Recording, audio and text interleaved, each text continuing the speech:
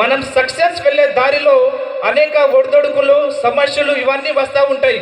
ఇవి వచ్చినప్పుడు నువ్వు ఎక్కడైతే ఆగిపోతావో అక్కడ నువ్వు ఓడిపోయినట్టు. ఆయన అప్పుడే ఆగిపోయి ఉంటే యుఎస్ఏకు రాష్ట్రపతి అయ్యేవాడి కాదు. మనం చేసే పని ఎప్పుడైనా కమిట్మెంట్తో చేయాలి, ఇంట్రెస్ట్ కాదు, commitment. We should have strong commitment, then we will become definitely a strong person in the world. I hope you understand. Yeah, one more story I want to tell you. Struggle for existence and survival of the fittest. This is called Darwinism. Darwinism ఏం చెప్తుందంటే, మారుతున్న కాలానుగుణంగా నువ్వు మారాలి, మారకపోతే నువ్వు బ్రతకలేవు. మారుతున్న కాలానుగుణంగా నువ్వు మారాలి, మారకపోతే ఈ సమాజం నుంచి నువ్వు ఎలిమినేట్ అయిపోతున్నావు. ఉదాహరణకు 2 జంతువులు, ఒకటి జిరాఫీ, రెండవది డైనోసర్. మీకు తెలిసే ఉంటుంది డైనోసర్. జిరాఫీ మెడ కూడా ఒకప్పుడు గుర్రం గాడిదలాగానే చిన్నగా ఉండేది.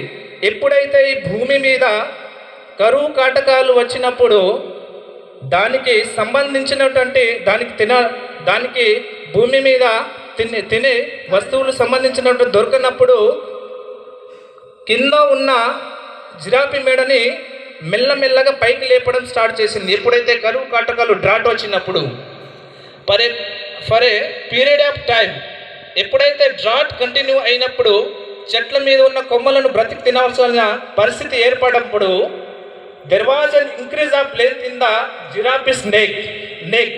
తన బాడీ స్ట్రక్చర్ని మార్చుకున్నది కాబట్టి బ్రతకగలిగింది. డైనోసార్ బ్రతకలేదు, ఎందుకంటే తన జీవన విధానాన్ని మార్చుకోలేదు కాబట్టి. పిల్లలు, మీరు ఇక్కడ జాగ్రత్తగా వినాలి. నువ్వు ఎంచుకునే జీవితం అనేది ఏ విధంగా ఉండాలనేది it is in your hand. నువ్వు ఎంచుకునే జీవితం ఏ విధంగా ఉండాలనేది నీ మీద ఆధారపడి ఉంటుంది. నువ్వు డైనోసర్ లాగా అంతరించిపోవాలనుకుంటున్నావా, లేక కాలంతో పాటు మారి జిరాఫీలాగా కాలానుగుణంగా మారి నీ జీవితాన్ని మార్చుకోవాలనుకుంటున్నావా? It is your choice. I hope you understand. పక్షికి ఎవరు నేర్పించిండ్రు? తన యొక్క అందమైన గూడును కట్టుకోవడం, నిర్మించడం. తనలో ఉన్న సహజ గుణమే కదా అందమైన గూడుని నిర్మించుకుంటుంది. మీలో కూడా ఏదో ఒక